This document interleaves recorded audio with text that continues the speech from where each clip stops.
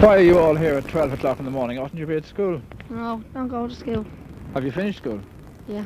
Have you a job? No. You're looking for one? Yeah. Any chance of one? No. Have you left school? No.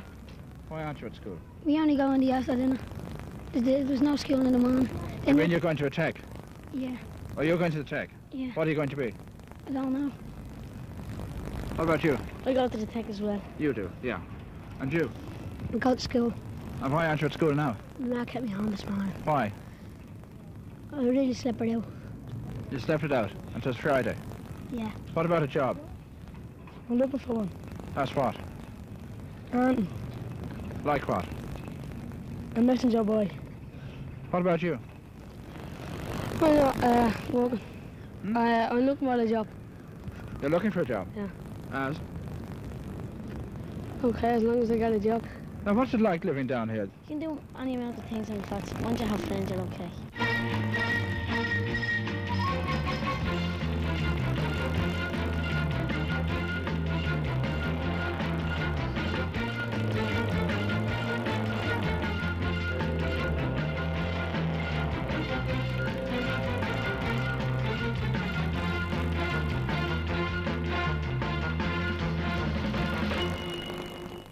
Once you've got friends, you're okay. Don't we all say that? Doesn't mean any more when said by children who live in the heart of the city of Dublin, in the streets behind the docks, in the parish of St. Lawrence O'Toole. Children who are hemmed in and seldom see further than the funnels of the ships in the docks, so near the blocks of flats in which they live. Flats like Sheriff Street, less than 20 years old, but already a ghetto. If a woman can't drag a pram up the stairs, she can put it in the ugly, obtrusive pram sheds, which look like the afterthought of an architect who had forgotten about babies. You can admire your neighbour's washing, since there aren't any flowers to look at, and nobody thought of putting a laundry in the basement. A little barbed wire never did children any harm. Besides, kids are kids, and it would take more than barbed wire to damp them down.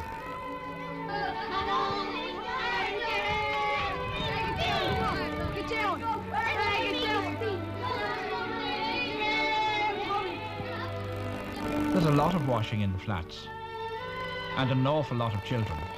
2,500 of them, shared between the 560 families and the 3 blocks of corporation flats that make up the Sheriff Street complex. There is a playground, a very inadequate one, and in any case the big ones playing football drive the little ones out. And besides, it's only open when somebody is on duty. The flats are what they are because of where they are, in a cramped triangular site right in the centre of industrial Dublin. Sheriff Street itself is wide and busy, a main artery straight down to the docks, carrying a stream of heavy lorries and container trucks.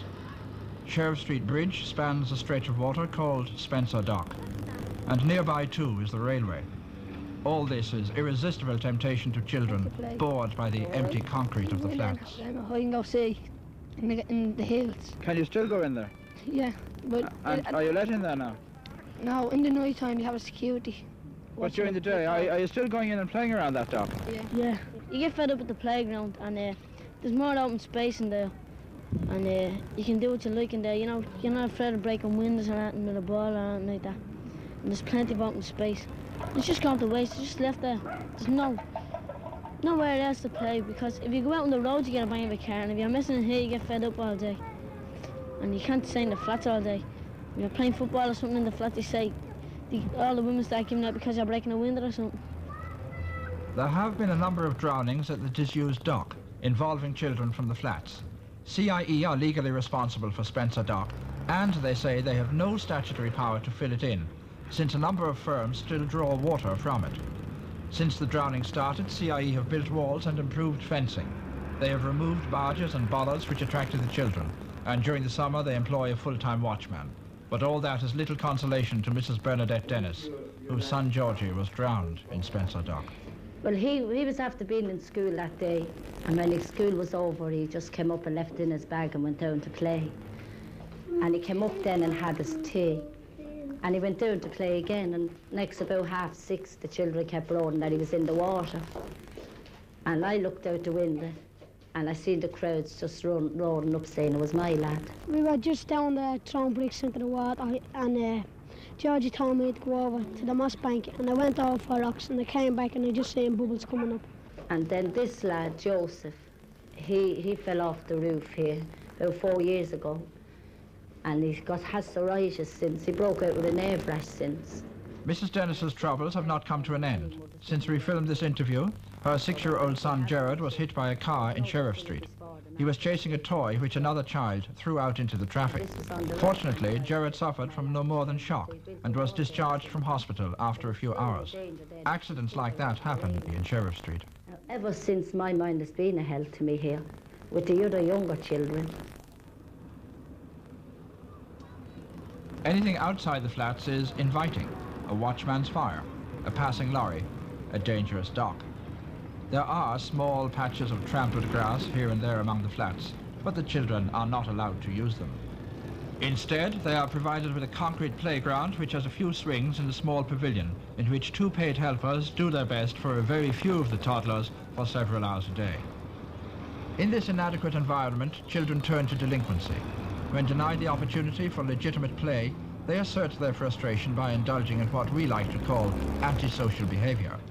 If a child hasn't a proper place to throw a ball, he will throw a stone at a lamp bulb, or climb over a wall into waste ground, or into a yard, or into what the evening newspapers call Dublin's killer dock. Why you not look? No jobs, I'm looking for a job. Oh, down How you said that they hang? How you said that the fire now? The master hangs them out the window. He does. He does hang them out. It does. When I was in there, the master never hung us out the window. We had an easy master. The Christians is better than that. Chris's is a slaughterhouse. It's not a slaughterhouse. It is a slaughterhouse. Yes. I got an hour now. Why do you think I left it? I know, because you didn't like it. No. Mitching all the time. Wasn't Mitchell? Then I was went Mitching. Then I went to Rutland Street. Rutland What's Street. it done? I know they don't learn much, but it's good in there. It's not good. It is. It's a half a shed. You just And have the to walk Christian out to Brothers play. is the best. And Rutland Street is the best. Just play Christian Brothers. football. You get your books and all free. You can catch your books free in Rutland Street, but you don't bring them home. You do. You bring them home in their school. I know. You give them back at the end of the year. We don't get them back. We do. We keep them. Yes. We get our copies and pencils and all free. You don't give any money. You're like what I always do. I always give you You something. don't give me some. I do give You you don't. something. You wouldn't give us the share of the Easter eggs you got yesterday. Well, you didn't. If you got them, would you give me any? Yeah. You wouldn't. I would. You wouldn't. I I know got you, them but for- I know you. You had 3 for yourself and you wouldn't I give haven't them. got three myself. Yeah. Didn't Bowie take one out of me for to give you? They had But then 5. that was mine. They had That was, 5. I only had 3. Yeah, and you're supposed to I call had us. 5. Bobby gave me. Yeah, you were. I asked you to call us after I got my tea. You were down the flats. So I met you at the avenue. I said I'm going up my tea. I'll see it after. I'll see it after. Yeah, I And call seen it them. out. I seen it And out the call thing. them. You never And called where did we them. go? And you're supposed You to done a give me back bond, the didn't you? You gloves. done a bond. You didn't give back the didn't do gloves a yesterday. bond. We said You you did gave again. me 3 bucks. I gave you the glove this morning. I gave him 3 bottle Leonard. I 2 bottle on and Yeah, silver. I'm on about to 3 o'clock. Time to move now, time to make a journey somewhere. Get out of the flats anyway. Go up Sheriff Street. You'd like to get a job. Got a job. And in the messenger boy. If I got a job as a messenger boy, I'd take it. There's no boys no use in the winter. Well, you still have money in your pocket, haven't you? Still good to get the money. You could get sick and leave the job there. And go to another job. You could get some. You could go to tech and get some trade. We have nowhere else to go. Just stay on the flats. Most of the time we play cards. on the You play side. cards in the flats. It's Sunday morning. From Sunday morning till about 10 till about 12. The broken prom sheds. Then after dinner, we go to pictures. And then come home. The traffic down on South Street is very dangerous. Big oil lorries be coming in and big containers. And all through the night, big oil lorries going up down to the gates. Sometimes you go by Sheriff Street about 11:30 at night and all the kids jump on them. And they break the lights and all the kids get knocked over by it. Yeah, they're always breaking the lights. Do you think the kids is going to rob the lorry? Yeah. And there's a little box at the, and you press it changes the lights. They just fly by. And then when they get up to the bridge, they stop. And when as soon as they see it, coming to the mirror, when they look to the mirror, they fly, just go on, even if the light is red. Some of them get out and give you a box. And we were fishing down there one Sunday, me and 2 other fellas. And 2 youngsters said, one youngster said, his brother, I'm going down to look for my treatment. And I was walking along the edge and I fell in. And another young lad put down his coat and pulled me up. I went up to him at the hospital. I fell in up there, trying to get a ball, and I fell down. And I came back up again, I fell right by the hair, and he hit me. There's be hundreds of kids in there, all out of the strand flats and all down here. And some of them don't know how to swim, they just come out with a bit of mess. CIE chased the children away from the Spencer dock, and maybe no more children will be drowned, at least one hopes so. There was talk of making the dock into a swimming pool, but it would cost too much, it seems. And all those old railway engines CIE have up at their yards in Inchicore. One or two of them in the playground, an adventure playground. It might keep the children off the streets, prevent them getting killed, playing ball, scutting on lorries. Can't be helped, perhaps. A steady place to have flats anyway. It's no good putting more swings and things in the playground, they say. The kids would only smash them up. Demons they are.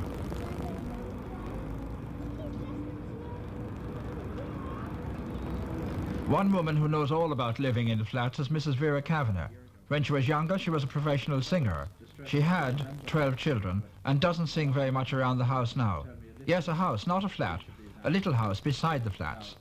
The Kavanaghs did have a flat on the 3rd floor, but they moved after their son Nigel fell off the balcony. And then there was Leslie in the Spencer dock. And little Brenda. What happened to Brenda? I remember it was on a Wednesday morning. I was after having a new baby. She was 4 weeks old, Jacqueline. And I was bringing Jacqueline over to the welfare in Sheriff Street. And I left Brenda with Linda and Alan in the boys' playground to play. And I went in, and they give free dinners to the mothers, you know, when they have new babies in the convent. Yes. And I was sitting down, and a policeman come in, and I didn't know what was wrong. He was whispering to the nun, and I heard him telling the nun to keep me there. So I still didn't know what was wrong. And I heard him saying something about Brenda, and on the minute I thought that, you see, she used to take epileptic fits. And I thought you'd have to take him one. What had happened? It was a colery. I was after knocking her down. It was full of coal. So I left the baby in the dinners and I ran out. And when I went out, I saw Father Freeney covering her up with a sack. So I don't remember much more. I went hysterical and I was taken into the flats. How old was Brenda, Mr. Kavanagh? 3.5. I had another little boy, Nigel. He was 3. And he was playing on the balcony one Saturday evening. And we were in the house. I was just making the tea after bathing him. And he was gone out to play on the balcony. And I heard Mrs. Whelan's grandson loading for Tommy, my husband. And when he ran out, he just looked over the balcony and Nigel was lying on the ground. He ran down and he took him up and he called a passing car. And he took him to Temple Street. Well, in Temple Street, the doctor rushed immediately with him in his own car up to the Richmond, where he remained unconscious for 9 months. 9 months? He had a brain injury. And in 9 months he died? He died in the rehabilitation centre in Dunleary after 9 months. How long after Brenda dying was that? 3 months. And then? In August, same year, I think 6 weeks after, Leslie went out that morning with Paul Byrne, another little boy in the flats. And he hadn't come in for his dinner. And I thought he was up in my mother's house up in North Gloucester Place. So it went all day, and that evening when my husband come in, I says to him, Leslie hasn't come in yet. He said, he may be up in your mother's. So he took the bike and he went up to the town and then he wasn't there. And what had happened? Leslie had a cattle stick hunting the cattle at the bridge. And his stick fell into the water and he climbed over the bridge to get into the, just pull it out, and he went back into the Spencer dock. 3 children in one family? 3 of them, yeah. Killed by accident within 3 or 4 months? 3 of them, yeah. A drowning motor accident. And one fell over the body. And one fell over the balcony. Nothing but balconies and bleakness in this environment. The flats are nice inside, very good flats in themselves. But Dublin Corporation's attitude was to provide the housing and let the amenities take care of themselves. But amenities don't take care of themselves. The corporation does employ social workers, not nearly enough of them, girls like Noreen Carney. I think that possibly they match up from the point of view of providing accommodation for families, fairly well, but from the point of view of ancillary services, they really are of a pretty low standard.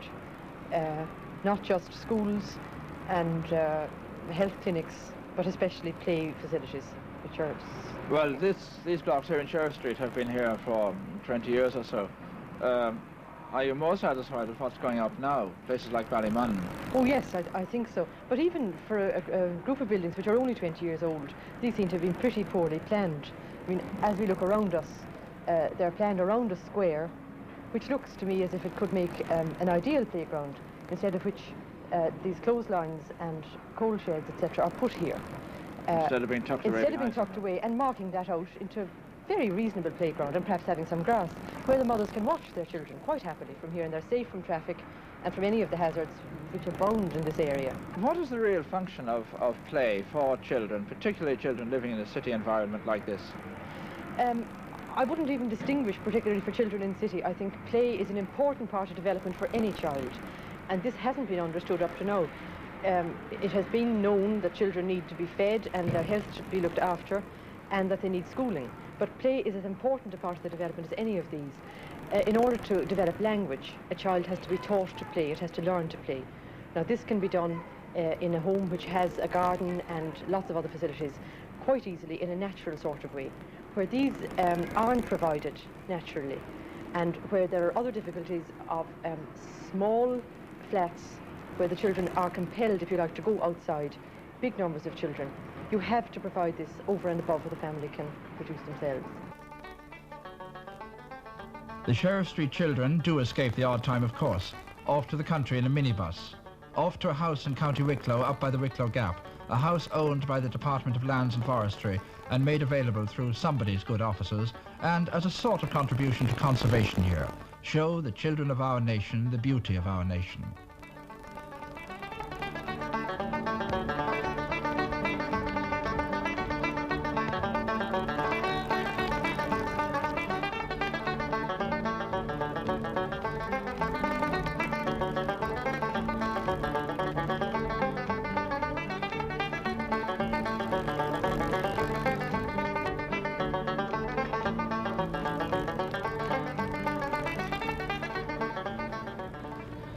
The driver is Louis O'Neill.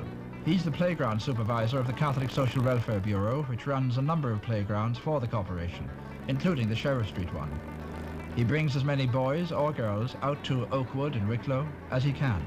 He doesn't seem to mind working through his weekends. A lot of social workers are like that. What do you think you've done here? Oh, play. Why? I think you're getting a lot of fun now. Yeah. What's the difference between this and Sheriff Street for fun? You can hoose the sheep and all in here. You can play in the water and you can climb the trees and all.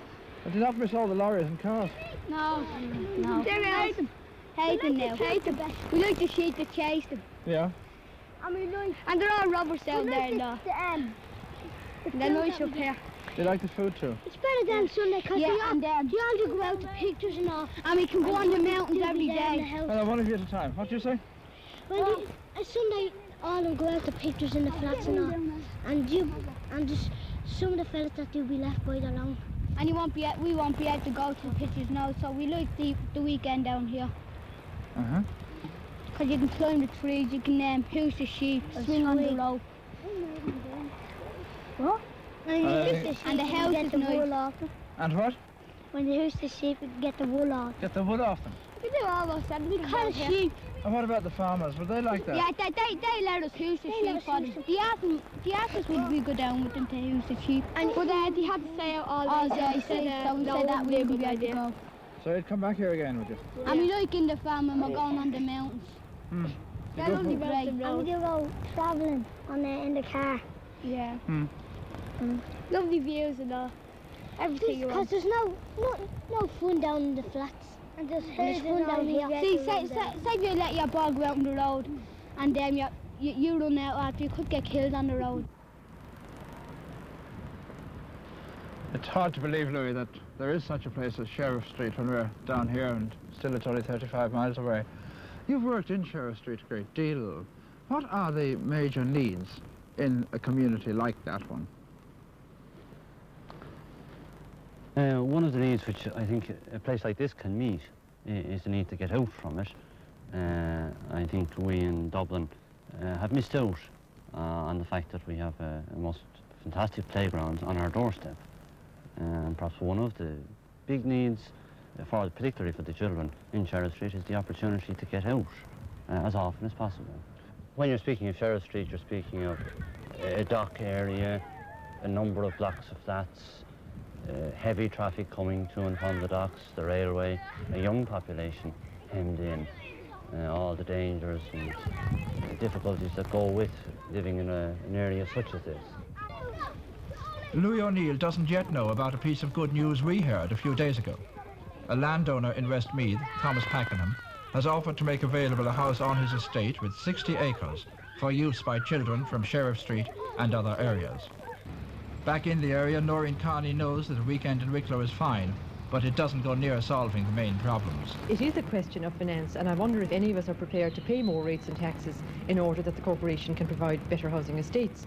It might be that land could be made available for the local tenants associations to develop themselves, and perhaps to be given complete authority to run their own areas, to have a sort of local authority in its literal sense. The local schools are overcrowded. The teachers in them fight against tremendous odds. Huge classes, the apathy of parents, old buildings. But now there's a new kind of school for the Sheriff Street children in Liberty Hall every night. It's a tutorial session run by a young American named Joanne Murphy. She's helped by a roster of about 70 volunteers, most of them students. At Joanne's tutorials, there's an average ratio of only 6 pupils to each teacher. Joanne talks about her work with an intensity born of her American experience. The comparisons between the ghetto that is Sheriff Street and ghettos I have worked in America were so evidently clear, the social and economic gaps that the children are suffering from, that I thought it was worthwhile trying to start up the tutorial program, giving the children the chance to have the same kind of relationship with the tutors that I had found fruitful working in America. Your program means that the children come out of the ghetto, as you call it, and come up here to Liberty Hall in the evenings. To what extent do the local schools approve of your program? Because they must feel it as, in some sense, reflecting on their inadequacies. I think they feel that it's a new idea, one that they haven't heard of before, one that they can't necessarily accept or cope with as yet. I certainly would hope that we could reach the point of close cooperation with the schools, because this would be the ideal situation for the children if we could have a good working relationship with the schools. Well, what do you hope to achieve in this program? I think it can basically be summed up that we want to break down the barriers for the children. We want to draw on their self-creativity. We want to give them the time that they can't have in schools that are hopelessly overcrowded, and in homes that are hopelessly overcrowded as well. They need time, and they need people to give them the time. Some of the tenants in Sheriff Street are giving time to a new tenants association. They are concerned about a wide range of problems, including that of the many children from the flats who appear in the courts. In the police force, there are a handful of policemen called junior liaison officers, whose job it is to keep such children out of the courts. We asked the Commissioner of the Garda Síochána for permission to interview the liaison officer for Sheriff Street. We were refused and told it was contrary to Garda Síochána policy to build up a personality cult in the force. The committee of the Tenants Association is worried about how things are going in the flats. Because we have not got police protection in the first place. Police are afraid to come down. I myself are afraid. A taximan will not come into Sheriff Street at the moment. A young girl of 14 or 15 going for a job today, when she mentions Sheriff Street, she won't be giving a job. I know people in this area have to give strange addresses for the help of their children to get jobs. And it's all the fault of the parish, because we haven't got the unitement of the men of the parish. They may be bold, but they're not all that bad. No, you know. No, the kids. Your children are bold no matter where you go. They're cheeky. Well, you can't expect kids to be otherwise. But cheek won't kill us, and if we get their confidence, it's amazing how the cheek stops. How many meetings have you called since you formed the community centre? Of the people in the area? How many meetings have you called? 3. 3? Yeah. And out of them, what did the total amount in the 3 meetings come to? Did it come to 40 people? Well, no, I agree with you there. But this is it, you see. So it's the parent control that we're concerned. If we could get the parents, we could solve the children. I'm concerned about these children from 4 to 12. At least get them on the straight road. What happens to the ones above that, someone else will have to look after. But these mothers, if the mothers put out their hands and helped, things would be straightened out. And I can see it being straightened out if the mothers would come along, because the fathers doesn't seem to come along. Overcrowding, no social centres, and extremely limited play facilities lead to vandalism and delinquency. The children are forced to play on the streets and are killed by the traffic. They are forced to play around Spencer Dock, which CIE says it cannot fill in, and they get drowned. Their emotional development is stunted. We asked Dublin Corporation had they any plans to improve play facilities in the flats. They told us they had no plans at the moment, but were open to suggestions. We in Report offer this programme to them as a suggestion and as a stimulus to their imagination and to their humanity.